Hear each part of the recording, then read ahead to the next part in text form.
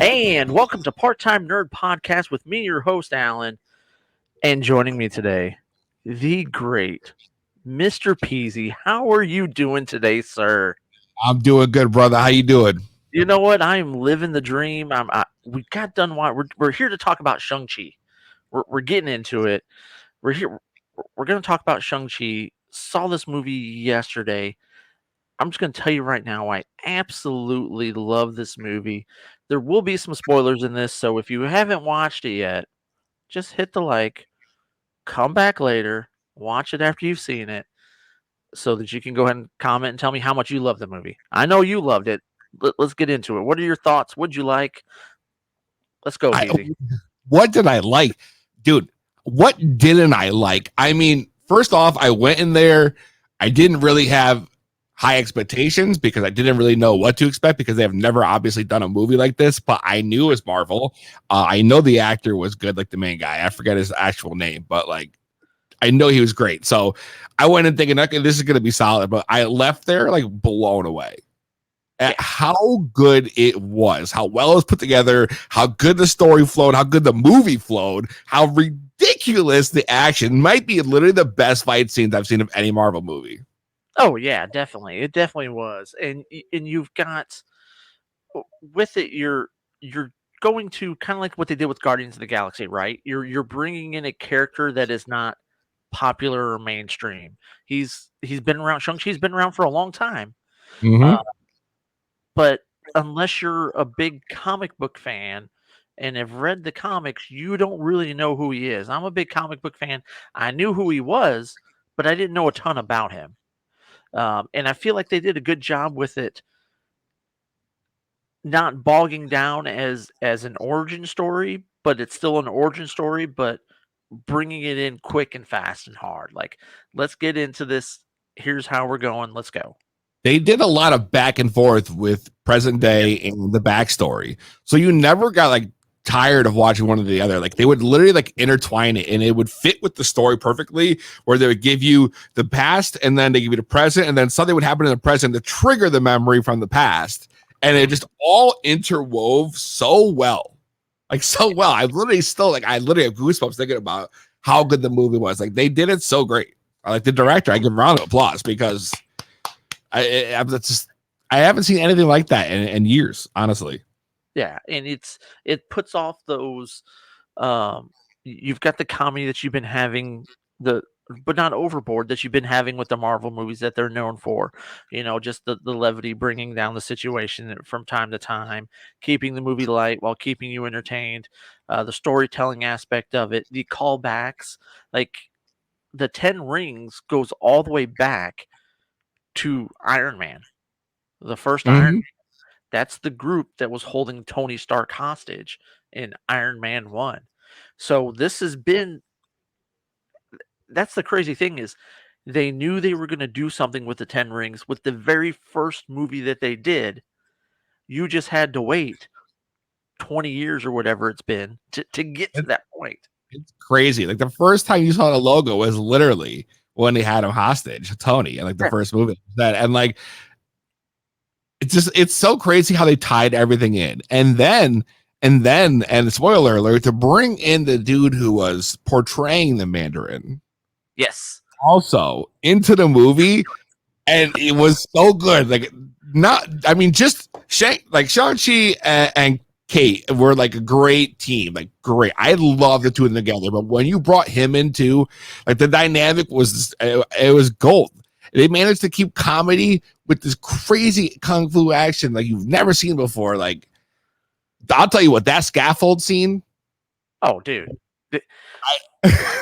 Like best fight scene I might have ever seen. Incredible. But it brings you back, and you've got the aspects of the movie that are callbacks to other things that you've seen in movies, right? Like a lot of the fight scenes and things like that, that's Crouching Tiger, Hidden Dragon type stuff, right? Mm-hmm. You got that scaffolding scene. That's Rush Hour right there. There was Rush Hour. What was Jackie it, like Chan, something like that, right? So you had a lot of feels of this is like some Jackie Chan type stuff. And I'm going to tell you right now, I had this, and I know they weren't going for this, but anytime I see something like this, it's what I think. And it's with the scaffolding scene and the scenes where they're jumping all over the place and fighting and they're jumping off the walls and they're doing parkour. I Yes.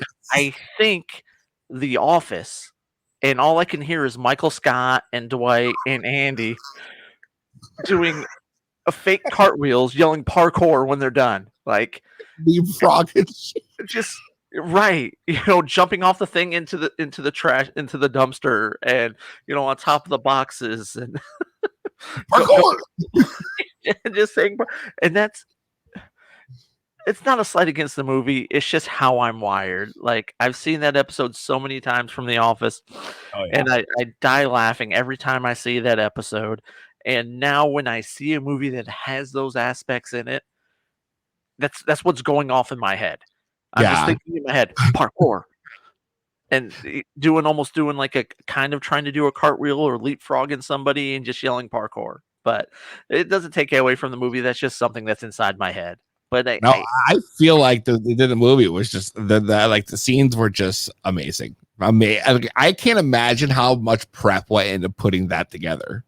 Oh, yeah, it's so much, and it's cool, and you get a lot of the characters that you're bringing in there, like, you got one thing I wanna talk about is Wong.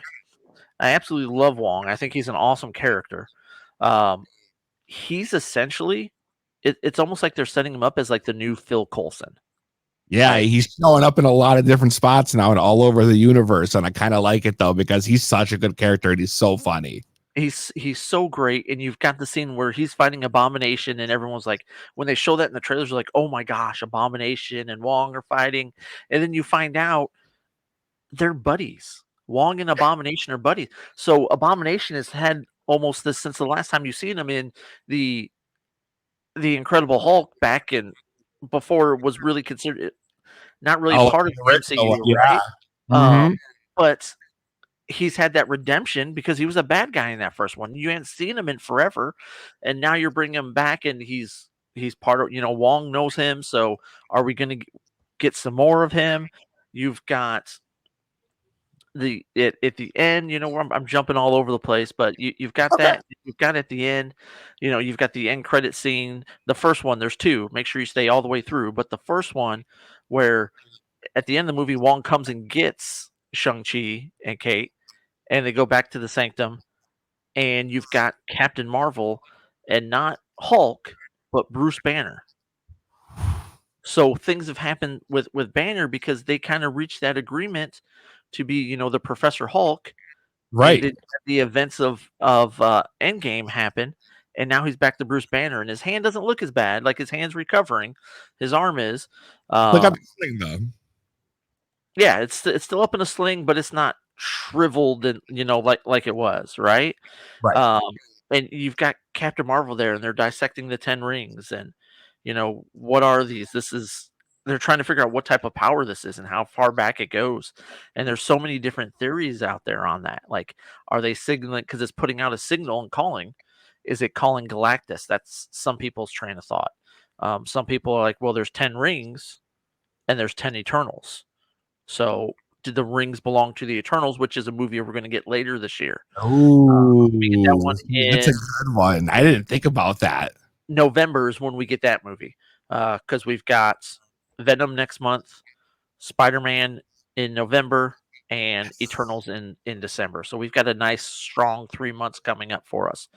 But what do those rings really going to entail? I mean, in the comic books, they came from space. Are they going to go with that story, or are they going to give them a different origin story in a different way? We don't really know. But everything in the movie was awesome. The fight, the story. And that second or the first I should say post credit scene, like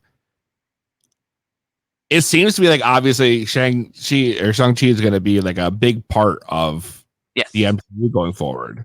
Mhm. Like quite possibly being like the face almost. Like I feel like they really set him up, and that guy, I feel like he had a lot of charisma, and I Uh-huh. feel like he really could be like a big leader going forward. As far as things go, especially with Iron Man being out of the picture and whatnot. Like I feel like he could bring something totally different to the table, and I'm interested to see where it's going to go because it sounds like they got them, geared up the train to see for what's coming in the future. So the question is, what's next? And that's a great you don't know what's next. And like so you've got that end credit scene. Where is this taking place in the timeline? I want to find out because you're there in the sanctum and Doctor Strange isn't there. Right. So is he off dealing with No Way Home issues at this point in time? Because he's heavily prevalent in Spider-Man No Way Home. You see that in the trailer and things like that. So why is he not there as they're going through and they're looking at these powerful rings and things like that? Um, I I have so many questions. There's so many, and like you're talking about, is he going to be like the face? That's the thing. We're getting into this phase one, and you don't know who that's going to be. You Nope. go to you go to all the shows which are setting things up, which one of the big ones was Captain America and Winter Soldier, or Falcon and Winter Soldier, but then became Captain America and Winter Soldier, and they're going to have a Captain America 4 with Sam being Captain America. He's Right. going to be the main Captain America, but is he the leader of the team? And then you've got also there on the side with what they're building with the polar opposites of the Avengers, with Yelena and U.S. Agent and all of that. So you've got that group that they're building. So are we building like a Dark Avengers group over here, or New Avengers, and then we're gonna have another Avengers? Like, what are we doing? And there's so much, and you don't know. I'm I hoping Spider-Man really starts to lay the groundwork for that because it really does seem like nobody has a clue where it's I going I next. don't think it's going to. I really don't think it's going to, because I think this is going to be your live action Spider-Verse movie, and so I think they're just dealing with issues all on its own, and then you're going into with that and those 3, and then leading into Doctor Strange: The Multiverse of Madness, where you're dealing with so many different things. There's so many, like, I've heard that it's confirmed that, Peggy Carter will be in there as Captain Carter, Oh you wow, know? it's like the what So if. from the What If, right? You're gonna get her in live action in the Multiverse of Madness. And the other thing is it's been leaked that one of the bad guys in that, bad guys, good guys, is gonna be someone from the X-Men universe. It's gonna be from the Fox movies, and so it's, some of the rumors are it's Professor X, but which Professor X are we getting? James McAvoy or Patrick Stewart? You don't know. There's just so many things left unsaid with what's going on, and you've got the TV show setting things up. What if a lot of the events of What If are going to shape these next several movies and things like that. I'm just excited. Me Like, too, man. I can't even contain it. Like I'm already ready for No Way Home. Like I after seeing Shang Chi, like I'm ready for the next movie, and I can't believe we have to wait like 2 months. But thank God we have Venom in between. which Shang-Chi set records for Labor Day box office hit, and it did so good. Sony's pushing Venom up from October 15th to October 1st. So they Ooh. pushed it up 2 weeks because of the success of Shang-Chi, which this isn't going to set anything up in the MCU. It just looks like it's going to be a pretty awesome movie. Like, Yeah, it does. It I does. like I'm ready for it. I like the first Venom, so sign me in for that. I'm ready. Carnage looks badass. I mean, and Woody Yeah, Harrelson, right? You can't go wrong with Woody I was at just all. gotta say. I mean, he's amazing in everything he touches. So And then the other thing I thought that was kind of neat with this was the second end credit scene with everything goes down and Shang-Chi and his sister, they, you know, defeat his dad. He gets the 10 rings and he goes back to New York, and his sister goes to go dismantle the 10 rings organization. So you thought, right, really, she just goes to take it over, and now she's the head of it. And you see she's in there, and she's got her right hand man, the guy that was there at the place where they had set up the whole little fight club, and yep, they're putting satellite dishes, and they're upgrading the whole area, and then it goes through the 10 rings will return, which I think Shang-Chi 2 might be him having to go and take on his sister because she was supposed to get rid of the Ten Rings organization. Yeah, she did the complete opposite. She's And she just yeah, took it over and started running her side business out of there. she pulled the old okey doke on him and said, "Yeah, Yeah. no, I'll go shut that down. That's not a problem, bro. I got this. I got this. You go back." And then just says, "Yeah, no, let's get ready. This is going to be fun." So, it, beginning to end, it was a great movie. I absolutely loved it. Even the missus, she went with us, and she never goes to these Marvel movies with us. It's usually just me and the kids. And she went, and when we're done, she's like, "That was a good movie." I'm like, "Yeah, it was fucking good. You don't have to tell me. I know." I was there. But yeah, anything else you want to talk about with this? Nah, man. I think we hit everything. I don't want to get too much away. I want the people who haven't seen it, who might have hit the watch on this video, to make sure they get out there and check it out, because there's so much more that we couldn't even cover, that you just have to go to the movie and see. I highly recommend. If I'm going to grade, this is probably, oh God, I mean, out of all the Marvel movies, I'm putting it up there. Oh God. I mean, that's just tough, right? Because Yeah. there's so many really good ones. I mean, it's going to be up there with your Infinity War, your Endgame, your um, Thor Ragnarok, your Guardians of the Galaxy. I would Stuff, put it up there. Ragnarok, Black yeah, Panther, Guardians, Black like up Panther. without Yeah, question. I mean, Yeah. it was really good. I definitely enjoyed it. Thought it was great, and they do a great job of just bringing these characters and making them household names now. Yep. And Shang Chi is now a household name, and it's not just that; it's the diversity angle too, right? You Of know, course. it's an Asian American character who was just out there kicking ass and taking names. I mean, literally, and like the first in the MCU. So Yeah. Yep. Yep.